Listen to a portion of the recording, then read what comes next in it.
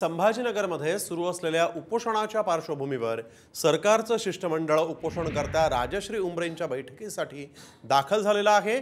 मराठवाड्यातील मराठा समाजाला ओबीसी आरक्षण द्यावं यासाठी हैदराबाद गॅझेट लागू करण्याची मागणी करत छत्रपती संभाजीनगरमध्ये राजश्री उमरेंनी उपोषण सुरू केलं आहे।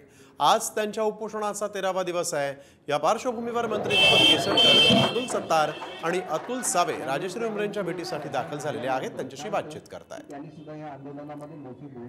बजावलेली आहे तर त्यांच्याशी चर्चा करून त्याच्यातला निर्णय आम्ही करत आहेत आणि त्यांना भेटण्यासाठी मंत्री दीपक केसरकर, अब्दुल सत्तार इथं पोहोचलेले आहेत। सोबत अतुल सावे देखील आहेत। म्हणून आपण तो एक निर्णय आपण त्यांच्याशी चर्चा करून नंतर आपण घेऊ। एक दिवस आहे ते मुद्दे, त्याच्यावर आम्ही त्यांच्याशी चर्चा करू, त्यांच्याशी चर्चा करू आणि त्याचे निर्णय आपल्या सगळ्यांची, त्यांच्याशी म्हणजे आपल्या सगळ्यांची चर्चा करू, देखील निर्णय घेऊ।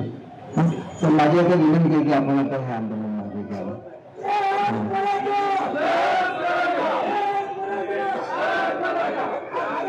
Thank you.